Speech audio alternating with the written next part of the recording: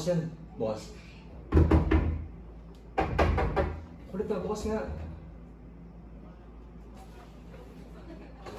Nagtampo pa ako. Bakit na tagal mo magbukas? Bukas ko din yun. Buksan yun. Bakit hindi mo kami pinagbuksan? Grabe, pagka-gender na naman. Kamusta? Ngayon na nga lang nag-3K. Kaya nga eh. Ano yung burger na lang kayo? Ako nagbubukas? Siyempre, ikaw talaga. Paano naman Hindi diba? mo ba kami paghila ng upuan? Ano ba naman yan? Ba't iba naman yun? Manonood lang tayo movie, tapos mag-awal na tayo. Magdarahanap na tayo. Maghanap na ng movie, pero wag horror kasi, di ba? Natakot siya. Bading yan eh. Takot sa horror. Horror lang, naniniwala ka sa ganun. Kaya nga. Bakit naman? Kami nga nag-enjoy, diba Rick? Di ba? Kasi namin. Nung nanood tayo ng movie nung nakaraan sa SM, sumigaw pa nga Sumigaw? yun eh. Parang bading diba? Grabe, danan Oh my lang yun, God. sumisigaw pa. Natural reaction na yun eh. Ganun ba yun? Reaction? Bawal bang tumigaw pag lalaki? Sarado ba ilaw? Bakit gusto na sarado ilaw? Nakawawa ka naman eh. Matatakot ka lang eh. Baka umiyak ka pa sa tabi namin. Sige, tara na.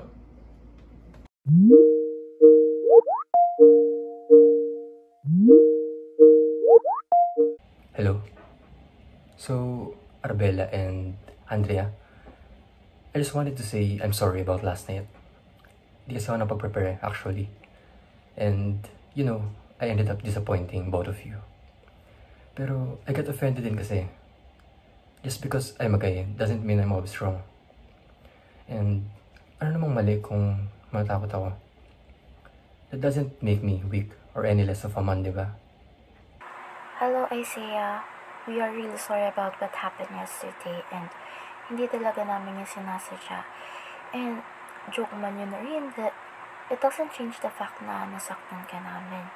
And I realize na super unfair yan sa side mo. We're really sorry about that. Kasi I think we just got caught up in like the whole societal norm, like the convention na ganun talaga yung stereotype when it comes to people with aminado naman na parang, ayun nga, nadadala nga ng emosyon, nadadala nga ng kung ano ba yung pananiwala ng society and siguro nasasanay nga.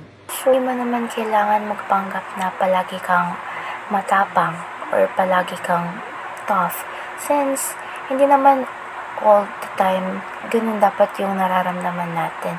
Siyempre, meron din tayong weak side or meron din tayong mga times na natatakot tayo.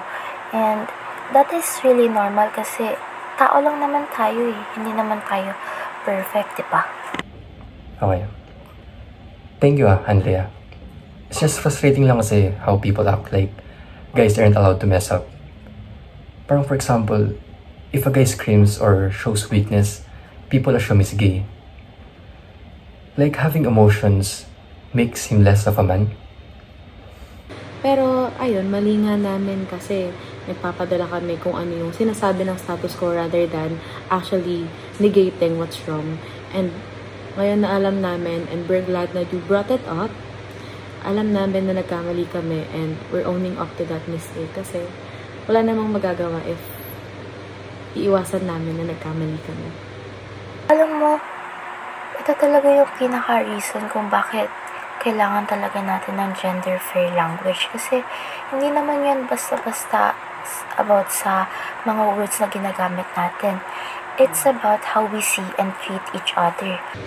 Of course, gender-fair language matters and it should be directed to everyone. Hindi lang dapat sa piling mga gender at hindi lang dapat sa mga gender na bias tayo. Dapat sa lahat. Honestly, lahat ng mga bagay is about respect and equality. Like, when we use inclusive language, parang pinapaalala natin sa mga tao na everyone matters. Like, no matter their gender is. And honestly, that's the kind of world I'd rather live in. I'm in. New plans, new mindset. Let's do it.